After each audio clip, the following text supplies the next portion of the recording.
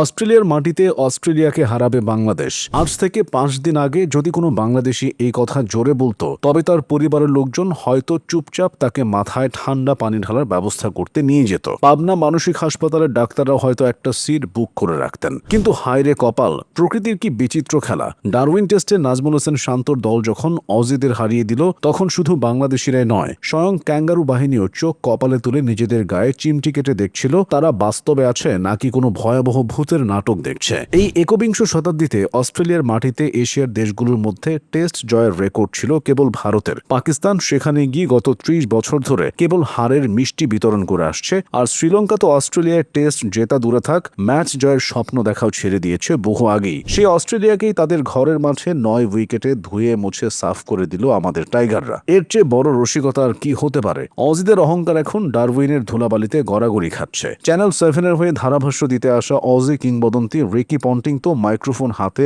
একদম ভ্যাবাচাকা খেয়ে গেছেন। মুখটা তার এমন হয়েছিল যেন চুইংগাম চিবোতে গিয়ে ভুল করে নিজের জিভেই কামড় বসিয়ে দিয়েছেন। পন্টিং সাহেব এমনিতেই বেশ রাশভারী লোক, দল থেকে কাউকে বাদ দেওয়ার কথা তিনি হুট করে বলেন না। কিন্তু বাংলাদেশের কাছে এই হারে তার ভেতরের অজে আত্মা কেঁপে উঠেছে। তিনি চরম হতাশায় মুখ বাঁকিয়ে মন্তব্য করেছেন, এই হার নাকি অত্যন্ত লজ্জাজনক। পন্টিং সাহেব আরও আফসোস করে বলেছেন, দল পরিবর্তন করার পক্ষে কথা বলা তার স্বভাবে নেই, কিন্তু পরিস্থিতি এখন এমন এক পর্যায়ে পৌঁছেছে যে না বলে উপায়ও নেই। তিনি করুণ সুরে ইঙ্গিত দিয়েছেন, অস্ট্রেলিয়ার একাদশ এখন বুড়োদের আখড়া হয়ে দাঁড়িয়েছে।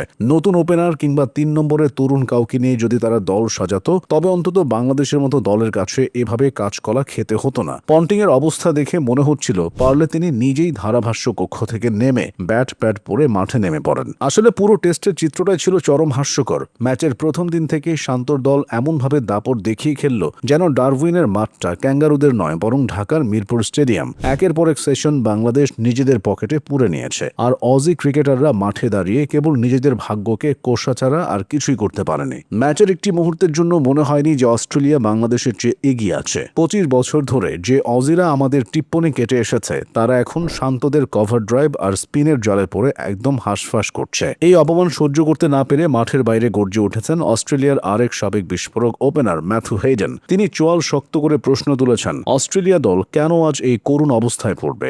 অস্ট্রেলিয়ান ক্রিকেট তো বিশাল শক্তিশালী, তবে কি দলের নির্বাচকরা ভুল ডালপালা ছাড়ছেন? হেইডেন সাহেব ক্ষোভের মুখে চিৎকার করে জিজ্ঞেস করছেন, তারা কি প্রস্তুত কোনো খেলোয়াড়কে দলে নিচ্ছেন নাকি স্যাম কনস্টাসের মতো উঠতি প্রতিভাদের নিয়ে জুয়া খেলছেন? হেইডেনের এই হাউকাও দেখে মনে হচ্ছিল ডারউইনের মাঠে ক্যাঙ্গারুর চেয়েও বেশি তিরিং বিরিং করে লাফাচ্ছেন সাবেক খেলোয়াড়রাই। আর মার্ক ওয়ার প্রতিক্রিয়া তো ছিল দেখার মতো। সাবেক তারকা ক্রিকেটার সাফ জানিয়ে দিয়েছেন এটা নাকি অস্ট্রেলিয়ার ক্রিকেট ইতিহাসের অন্যতম সেরা আপসেট বা অঘটন। তিনি মনে করিয়ে দিলেন, কয়েক বছর আগে গ্যাবাতে ওয়েস্ট ইন্ডিজ এসে অস্ট্রেলিয়াকে হারিয়েছিল, সেটাও নাকি একটা দুর্ঘটনা ছিল। কিন্তু এবারের ঘটনাটা সেই দুর্ঘটনাকেও ছাড়িয়ে এক মহা বিপর্যয়ে রূপ নিয়েছে। ওয়াহ সাহেব হিসাব মেলাতে গিয়ে মাথায় হাত দিয়েছেন, অস্ট্রেলিয়া দলে তাদের সেরা 2 বোলার ছিল না ঠিকই, কিন্তু বাকি দলটা তো র্যাঙ্কিং এর ওপরের সারির এবং এক ঝাঁক অভিজ্ঞ শক্তিতে ভরা পূর্ণাঙ্গ দল ছিল। সেই মহাশক্তিশালী দলটাকে কিনা বাংলাদেশ তুড়ি মেরে উড়িয়ে দিল। অস্ট্রেলিয়া যে তাদের সেরা ফর্মে ছিল না, তা তো মাসুল দিয়ে হারে হারে টের পাচ্ছে। তবে আসল সত্যটা হলো,